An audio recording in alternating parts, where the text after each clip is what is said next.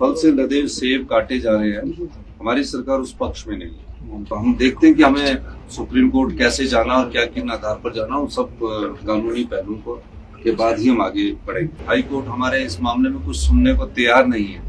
नमस्कार, मैं सुनैना कश्यप और आप देख रहे हैं KH लाइव हिमाचल। कथनी और करनी में फर्क क्या होता है, अगर समझना हो तो हिमाचल की सरकार से बेहतर कोई केस स्टडी नहीं। हिमाचल की संवेदनशील सरकार जो मानती भी है कि राज्य की 57,000 हेक्टेयर से ज्यादा वन भूमि पर अतिक्रमण है, और जब हाई कोर्ट ने कहा हटाओ तो कार्रवाई में लाखों के सेब के पेड़ एक झटके में काट दिए। पहली नजर में धक्का जरूर लगता है, लेकिन जैसे ही परतें खुली तो सामने आया कि करीब 2800 बीघा जमीन पर लोगों ने सेब साम्राज्य खड़ा कर रखा था, वो भी सरकारी जमीन पर। सरकार ने कोर्ट में कहा हम इन पेड़ों की देखरेख नहीं कर सकते, काटना ही बेहतर है। अब वही सरकार कह रही है हम पेड़ काटने के पक्ष में नहीं हैं, सुप्रीम कोर्ट जाएंगे। तो सीधा सवाल मुख्यमंत्री जी से, जब कोर्ट में जवाब दिया गया, क्या वो आपसे पूछे बिना दिया गया, या फिर अब जनता को दिखाने के लिए संवेदनशीलता की स्क्रिप्ट लिखी जा रही है? और अगर आप सच में पक्ष में नहीं थे तो पहले ही कोर्ट में अपील क्यों नहीं की? इतना ही नहीं, कुछ समय पहले तक यही सरकार है जो किसानों को वन भूमि पर कब्जा की गई जमीन का मालिकाना हक देने जा रही थी, वो भी 50 बीघा तक, टर्म्स एंड कंडीशंस के साथ। अब इसे क्या समझें? अब जब पेड़ कटान पर सवाल उठने लगे तो सरकार ने सारा ठिकरा ही कोर्ट पर फोड़ दिया। दरअसल हिमाचल प्रदेश में सरकारी वन भूमि पर अवैध कब्जा कर सेब बगीचे विकसित करने के मामले में एक नया मोड़ आया। सीएम सुखविंदर सिंह सुक्खू ने कहा कि राज्य सरकार वन भूमि से इस तरह सेब पौधे काटने के पक्ष में नहीं है। इस मामले में बागवानी मंत्री के साथ बातचीत की जाएगी और सुप्रीम कोर्ट का रुख किया जाएगा। हाई कोर्ट ने राज्य सरकार को वन भूमि से अवैध बगीचे हटाने का निर्देश दिया है। उसके बाद ऊपरी शिमला के चैथला और अन्य इलाकों से सेब बगीचे से पौधे काटे जा रहे हैं। इस मामले में पिछले ही कल शिक्षा मंत्री रोहित ठाकुर ने भी प्रतिक्रिया व्यक्त करते हुए कहा था कि सेब पौधे नहीं काटे जाने चाहिए।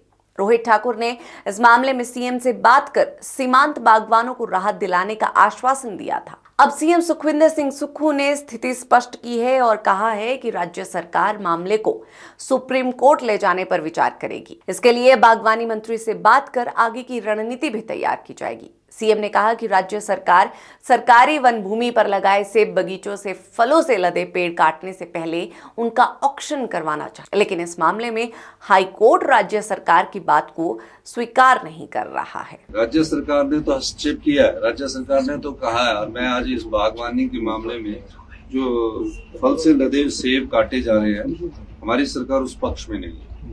हमारी सरकार चाहती है कि कम से कम अभी इन पेड़ों को ऑक्शन करने का हमें समय दिया जाए, इन पेड़ों को अगर हम ऑक्शन किया जाए। और मैं अभी बागवानी मंत्री जी से भी इस संदर्भ में बात करूंगा, एक बैठक बुला रहा हूं मैं, और हमें कैसे आगे बढ़ा जाए। और निश्चित तौर पर इस दृष्टिकोण से हम सरकार के पास अपना पक्ष रख रहे हैं, लेकिन हाई कोर्ट हमारे इस मामले में कुछ सुनने को तैयार नहीं है।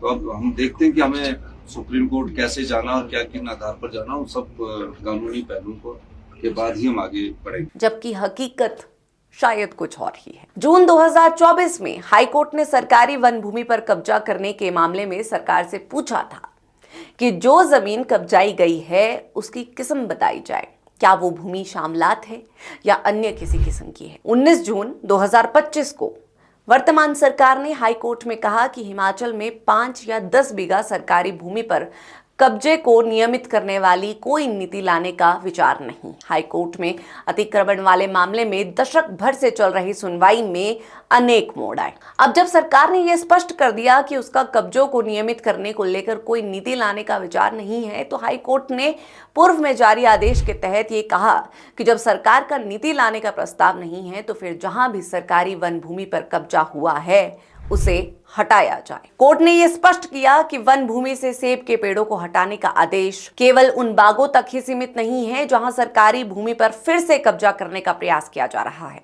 क्योंकि प्रदेश सरकार से अपेक्षा की जाती है कि वो सभी मामलों से समान रूप से निपटे। प्रत्येक अतिक्रमित वन भूमि से सेब के पेड़ों को हटाकर ही ऐसा किया जाए। देखिए, साल 1950 से 1980 तक हिमाचल प्रदेश में राजस्व अभिलेखों में जमीन का एक बड़ा हिस्सा शामलात के रूप में दर्ज किया गया था। इस दौरान सरकार ने इस जमीन के कुछ हिस्सों को भूमिहीन लोगों को खेती करने के लिए दान में दिया। 1980 में जब वन संरक्षण अधिनियम लागू हुआ तो इसे भी पूरी तरह शामलात भूमि घोषित कर दिया गया। हालांकि इन जमीनों का ठीक से सीमांकन नहीं किया गया और जंगल के जमीन के एक बड़े हिस्से पर लोगों ने अतिक्रमण कर लिया। आगे के दिनों में यह अतिक्रमण बढ़ता गया और अब एक बड़ी समस्या बन गया है। हिमाचल प्रदेश के बागवानी मंत्री जगत सिंह नेगी द्वारा दी गई जानकारी के अनुसार और सरकारी आंकड़ों के अनुसार हिमाचल प्रदेश में 57,000 हेक्टेयर से ज्यादा जंगल की जमीन पर अतिक्रमण हुआ है। अतिक्रमण के अब तक 80,000 मामले सामने आए हैं।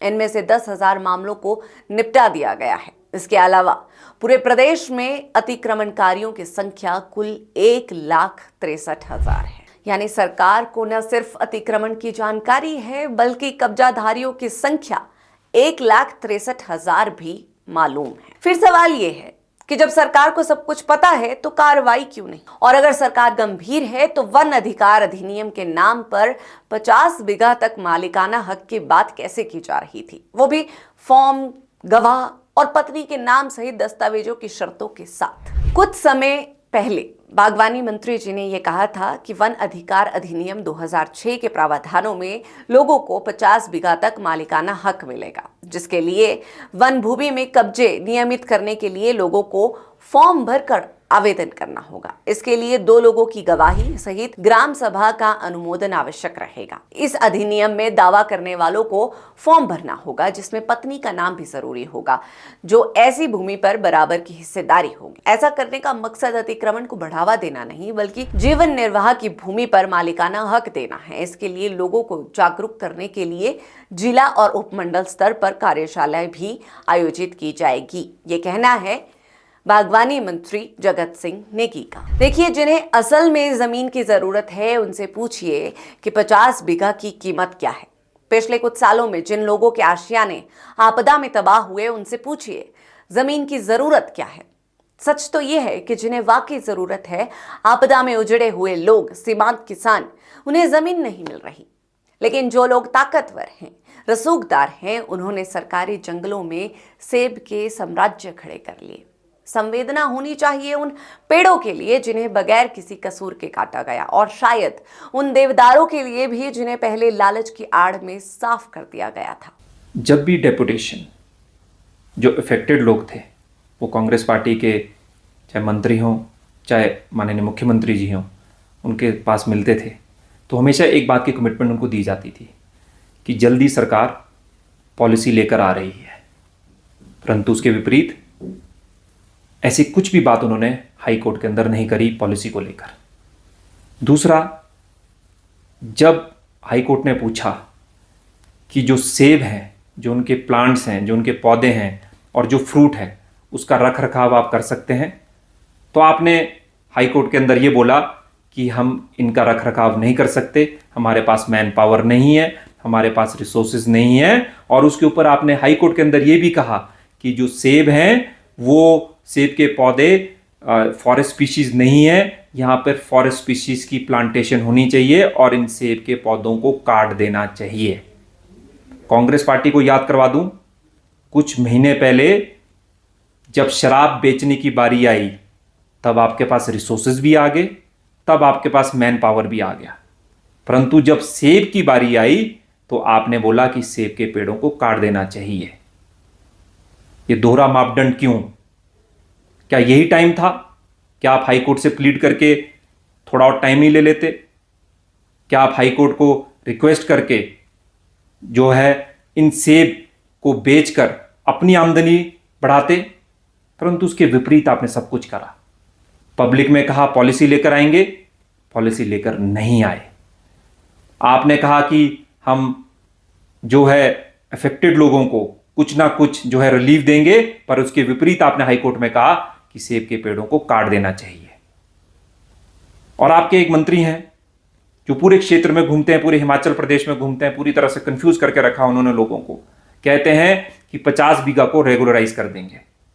इस तरह की जो कन्फ्यूजन और जो झूठ बोलने की प्रवृत्ति कांग्रेस पार्टी ने शुरू करी, उसकी वजह से आज जो है ये हाल हम लोगों का, सबका, बागवानों का बन गया है। अब उन्हीं जंगलों में लालच की फसल सेब के रूप में उगी और कीमत अब फिर पेड़ों को चुकानी पड़ रही है। लेकिन असली सवाल सरकार से है, क्या आप अपने फैसलों पर टिके रहना जानते हैं या सिर्फ राजनीतिक हवा के साथ बहते हैं? अगर पेड़ काटना गलत है तो कोर्ट में पहले ही अपील क्यों नहीं की? और अगर कोर्ट का आदेश ठीक था तो अब जनता को संवेदना दिखाने का नाटक क्यों? एक तरफ सरकार अदालत में कहती है कि हमारे पास देखभाल का साधन नहीं है, इसीलिए पेड़ काटना जरूरी है। दूसरी तरफ वही सरकार कैमरों के सामने कहती है कि हम पेड़ों को बचाना चाहते हैं। अब सरकार की ये दोहरी नीति सरकार ही जाने। बहरहाल आज की इस चर्चा में इतना ही। इस चर्चा पर आप सभी की क्या राय है, हमें कमेंट सेक्शन में जरूर बताएं।